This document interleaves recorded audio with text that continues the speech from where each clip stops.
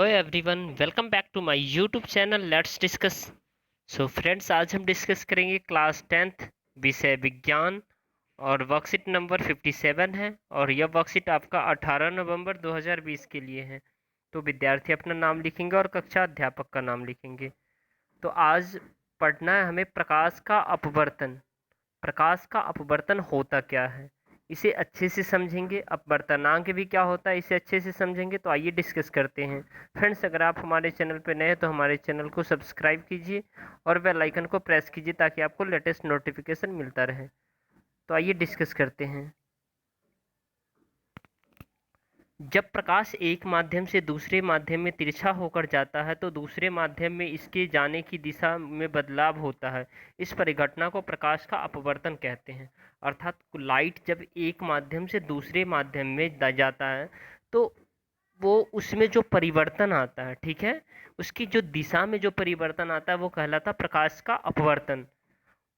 जो हमें एक कांच के स्लैब है दिया हुआ, इसके माध्यम से भी समझेंगे। अब देखिए, प्रकाश की सबसे तेज चाल निर्वात में होती है। यानी प्रकाश जो है ना, आपको याद रखना है, सबसे स्पीड प्रकाश की चाल किस में होती है, तो निर्वात में होती है। और अपवर्तन का कारण प्रकाश की चाल में बदलाव होता है, ठीक है।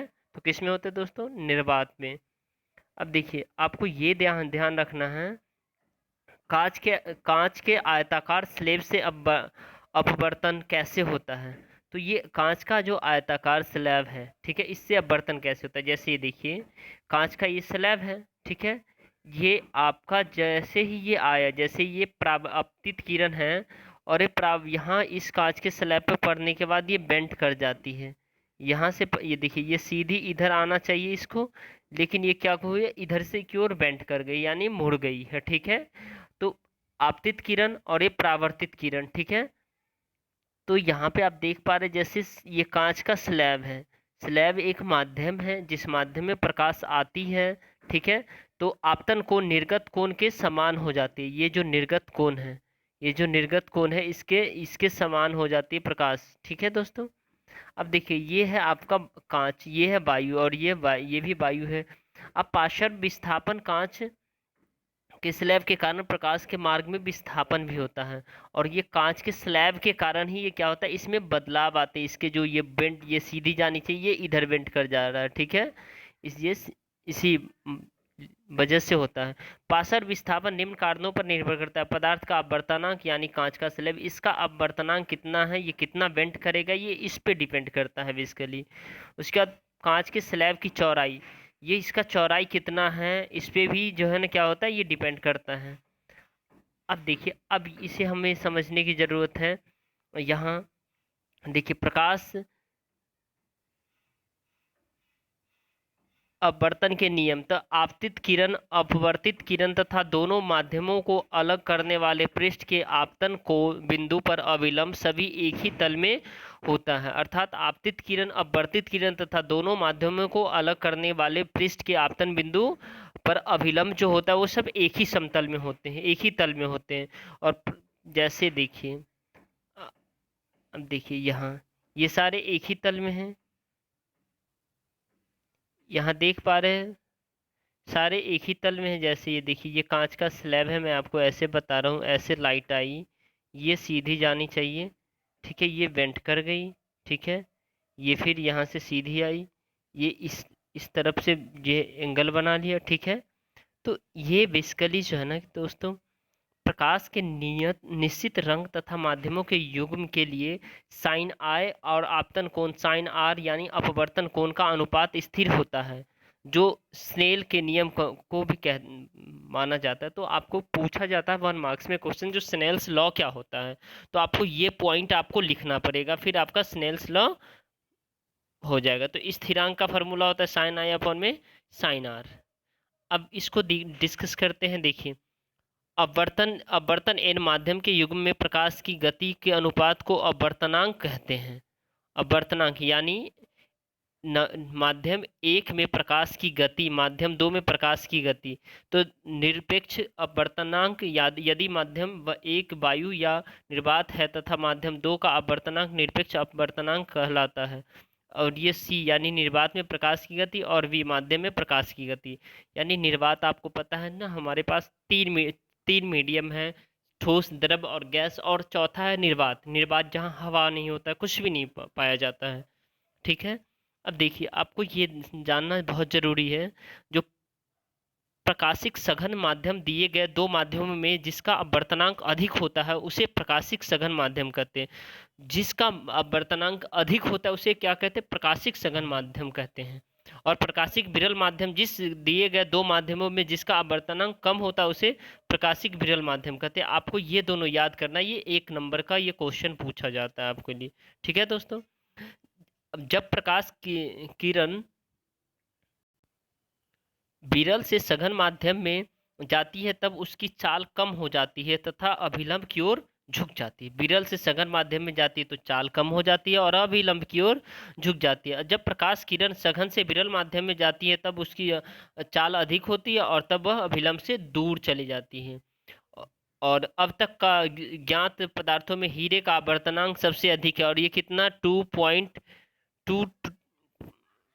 2 पॉइंट, ये कितना है दोस्तों? यहाँ आपका गलत लिखा हुआ है 2.42। यहाँ पे पॉइंट आएगा, यहाँ पे पॉइंट नहीं है, पॉइंट आएगा 2.42 है, ठीक है।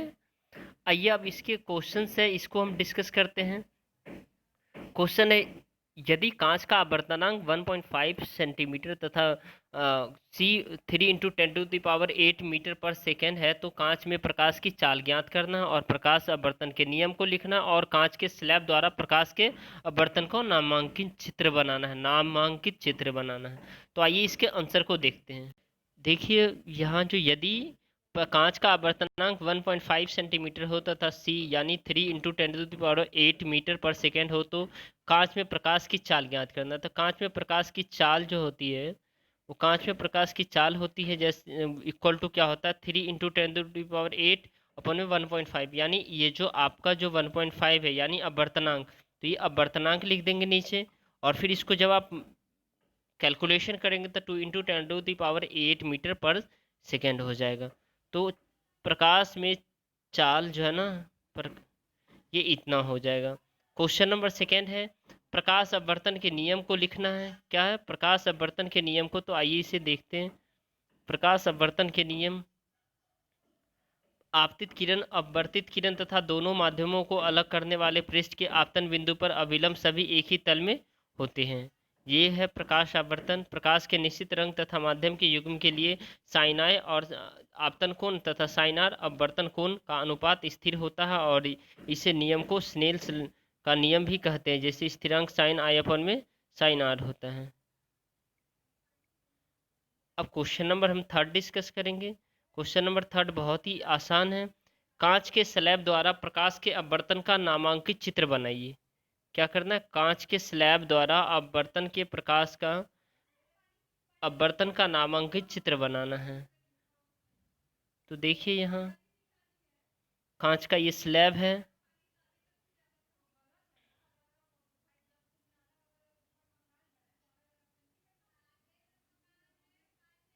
देखिए यहाँ से ये अपवर्तित किरण, आपतित किरण आया और इस स्लैब पे पड़ के ये सीधी जाना चाहिए इधर, लेकिन ये इस तरफ बेंड कर जाती है, मुड़ जाती है, ठीक है। तो यहाँ पे जो एंगल बन रहा है ये साइन आई और ये साइन आर बन रहा है, ठीक है। फिर ये आगे ये आपतित किरण ये यहाँ आई, फिर यहाँ से ये सीधी चली जाती है, तो ये साइन ये जो बनती है, देखिए यहाँ ये आपका जो निर्गत किरण है ये इधर की ओर चली जाती है, ठीक है। और यहाँ पे ये एंगल बनाता है, तो आई साइन आर और साइन आई आर, और यहाँ देख पा रहे हैं जो है ना ये एफ है, ये मेन है, और यहाँ की इसकी कांच की मोटाई है, तो इस पे भी निर्भर करती है, ठीक है, करता है, ठीक है दोस्तों। तो ये रहा आपका जो है ना आज के वर्कशीट का सॉल्यूशन, इसे आप अच्छे से उतार लीजिए। पार्श्व पृष्ठ, पार्श्व ये जो है पार्श्व कहलाता है। यहाँ देखिए आपतित किरण है, यहाँ आप देख पा रहे हैं ये आई है और ये ई और ये एफ, यानी इसको हमने दर्शा दिया 2 पॉइंट को जहाँ से जो प्रकाश आपतित किरण उस पर पड़ रही है, ठीक है। और ये कांच है, तो इसको आपको एज इट इज़ बना लेना है, ये बहुत ही अच्छे तरीके से हो जाएगा। Okay friends, thank you. अगर आपको ये वीडियो पसंद आए तो हमारे वीडियो को लाइक कीजिए, हमारे चैनल को सब्सक्राइब कीजिए, ताकि आपको लेटेस्ट नोटिफिकेशन मिलता रहे। Thank you, thanks a lot for watching.